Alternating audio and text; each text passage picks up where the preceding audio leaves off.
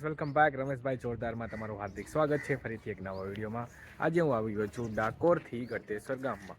ગળતેશ્વર ગામમાં ગળતેશ્વર મહાદેવનું મંદિર આવેલું છે. અહીં આશરે 12મી સદીમાં મંદિર શોધી કાઢ્યું હતું. ત્યારથી આ મંદિર એકદમ પ્રચલિત છે અને ઘણા લોકો અને શ્રદ્ધાળુ આવે છે. તો આપણે આજે મંદિરની તરફ જવાના છીએ. તો આ રસ્તો ડાયરેક્ટ મંદિરની તરફ જાય છે અને તમે આ નદી જોઈ રહ્યા છો, આ મહીસાગર નદી છે. અને આપણે હવે મંદિરની તરફ જશું. તો મંદિરની તરફ આગળ વધતા તો આ ઘણી બધી શોપો આવેલી છે. તો તમારે નાસ્તા પાણી વગેરે કરવું હોય તો સરસ સુવિધા અહીંયા ઉપલબ્ધ છે. અને પાર્કિંગ પણ ઘણું વિશાળ છે. અને પ્લસ તમને અહીંયા નાવા ધોવાની સુવિધા પણ તમને મળી જશે. તમે સામે જોઈ રહ્યા છો, આ બાથરૂમ છે. અહીંયા પે એન્ડ યુઝ તમે બાથરૂમ યુઝ કરી શકો છો. સ્ત્રી અને પુરુષ માટે બંને માટે ઉપલબ્ધ છે. અને આ રસ્તો ડાયરેક્ટ મંદિરની તરફ જાય છે. ગળતેશ્વર તમારે આવવા માટે તમે વાયા ડાકોરથી તમે આવી શકો છો. અને તમારે અમદાવાદથી આવવું હોય તો અમદાવાદથી 90 કિલોમીટરના અંતરે આ ગામ આવશે. અને જો તમે ડાકોર થઈને તમે અહીંયા આવશો તો 15 કિલોમીટર થશે. ડાકોર જે રણછોડરાયનું મંદિર છે ત્યાંથી તમે સ્પેશિયલ રિક્ષા કરી પણ આવી શકો છો. જો તમે બસમાં આવશો તો તમે ગળતેશ્વર તમે કહેશો કંડક્ટરને તો તમને અહીંયા ઉતારી આપશે. મિત્રો, આ મંદિરનો મેઇન એન્ટ્રી ગેટ છે. આપણે અંદર આવી ગયા છીએ. એન્ટ્રી ગેટની અંદર બાજુમાં જ તમે જોઈ શકો છો એક સુંદર મજાનો નાનો એવો બગીચો છે.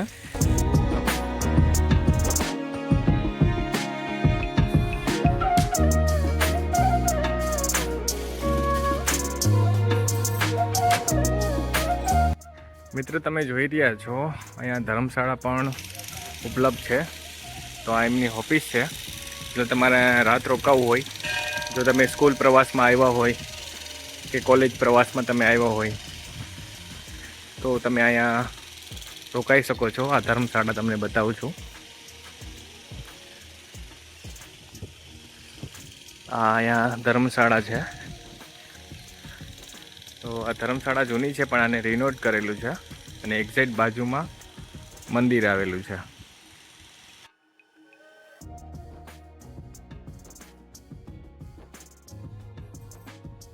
મિત્રો, હવે તમને મંદિરને નજીકથી તમને બતાવીશ. પણ આ મંદિર જે છે બહાર જે છે એ 16 સ્તંભ ઉપર આ મંદિર બનેલું છે.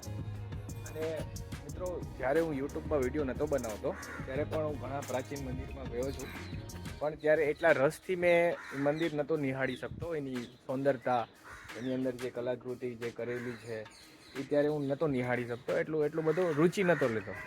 પણ જ્યારથી મેં યુટ્યુબ ઉપર હું આવ્યો છું અને ત્યારથી આપણા હિન્દુ ધર્મ વિશેના મંદિરો અને પ્રાચીન ગ્રંથો વિશે બધું જાણું છું. ત્યારથી મને બધું જોવા મળ્યું ને જાણવા મળ્યું. યુટ્યુબમાં તો પ્લસ મને ફાયદો તો થયો, પણ મારા જીવનશૈલી પણ એનાથી પણ મને એમાં ઘણો સુધારો થયો છે કે આપણો હિન્દુ ધર્મ જે છે એ વિશ્વમાં સૌથી જૂનામાં જૂનો ધર્મ છે. તો એના ઉપરથી મને ઘણું બધું જાણવા મળ્યું અને મને ખુદ પ્રાઉડ થાય છે કે હું ખુદ એક હિન્દુ છું. અને પ્લસ આપણી જે જૂની સંસ્કૃતિ, મિત્રો તમે જોઈ શકો છો કે એ ટાઈમના લોકો એટલા એડવાન્સ હતા. ત્યારે એટલી બધી ટેકનોલોજી છે તો આપણે એટલું સુંદર કામ નથી કરી શકતા.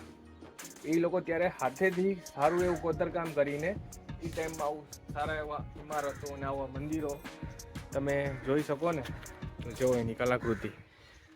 અત્યારે આ કન્ડિશનમાં પણ આટલું આ સુંદર દેખાય છે. અને ત્યારે આ મંદિર એ સદીમાં જ્યારે બન્યું હશે, જેને પણ આ બનાવ્યું હશે એને તો સલામ છે ભાઈ. તમે જુઓ,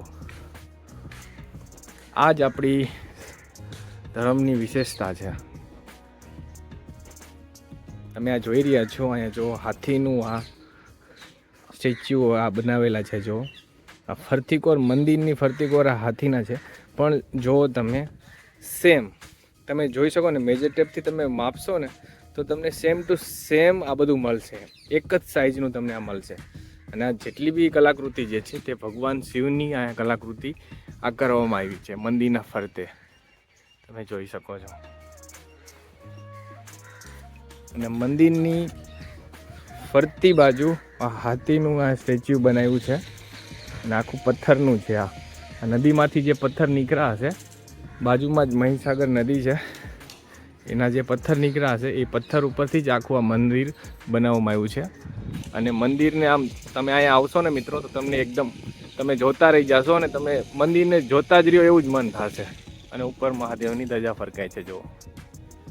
તો આ છે ગલતેશ્વર મહાદેવનું મંદિર. મિત્રો અહીંયા મંદિરનો ઇતિહાસ લખેલો છે, તમે આગળ ડિસ્પ્લેમાં તમે જોઈ શકો છો.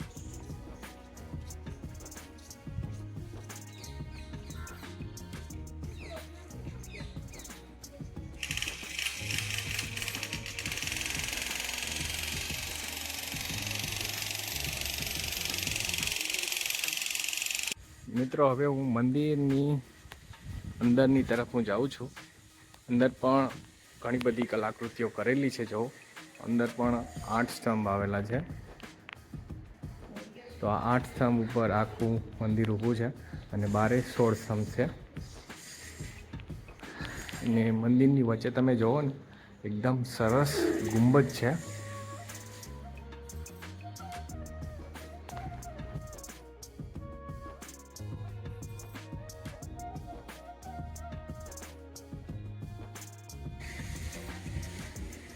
મિત્રો મંદિરની અંદર તરફ જવું હોય તો નીચે ગર્ભગૃહમાં અંદર સીડી છે, તો સીડી દ્વારા તમારે અંદર જવાનું રહેશે.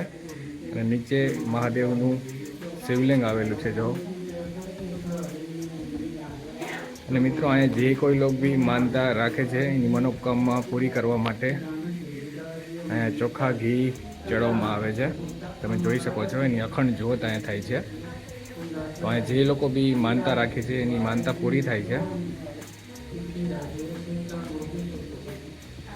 મિત્રો ઇતિહાસની વાત કરીએ તો અહીંયા એક ઋષિ હતા. એ ઋષિએ મહાદેવની તપસ્યા કરી હતી 12 વર્ષ સુધી. તો મહાદેવ પ્રસન્ન થઈને અહીંયા ખુદ પ્રકટ થયા હતા શિવલિંગના રૂપે અને એ ઋષિને દર્શન આપ્યા હતા. પછી ઋષિએ આ મંદિરની સ્થાપના કરી અને આ મંદિર આખું બનાવવામાં આવ્યું. તો મહાદેવ ખુદ અહીંયા પ્રગટ થયા હતા. તો આસપાસના લોકો અત્યારે ઘણા લોકો મંદિરે દર્શન કરવા આવે છે, દેશ વિદેશથી પણ આવે છે અને ઘણા ગુજરાતથી પણ આવે છે. અને શ્રાવણ માસમાં તો અહીંયા મેળો પણ ભરાય છે અને ઘણા લોકો આવે છે. હવે આપણે અહીંયાથી આગળ એક નદી તરફ જશું, ત્યાં પણ ઘણા લોકો સ્નાન કરવા જાય છે. તો તમને મહીસાગરની નદી જે છે એ પણ તમને આગળ વિડીયોમાં બતાવીએ.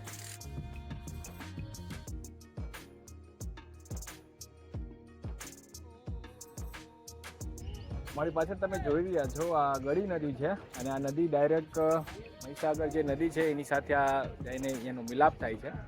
તો મિત્રો તમે નાહવા જાઓ ને તો અહીંયા બધું વધારે ખીણ છે, તો પ્લીઝ તમે ધ્યાન રાખીને સ્નાન કરજો. તો નીચે પણ ઘણી બધી શોપો આવેલી છે ખાણીપીણી માટે, તો તમે અહીંયા નાસ્તો વગેરે તમે કરી શકો છો. અને પ્લસ ઉપર પણ નાસ્તાની દુકાનો છે, તમે અહીંયા નાસ્તો વગેરે કરી શકો છો. સ્નાનઘર છે, અહીંયા નાહ્યા પછી તમે સ્નાનઘરમાં પણ તમે અહીંયા સ્નાન કરી શકો છો. તો કાફી સુંદર મંદિર હતું આ, મને તો બહુ મજા આવી. મહાદેવના મેં દર્શન કર્યા.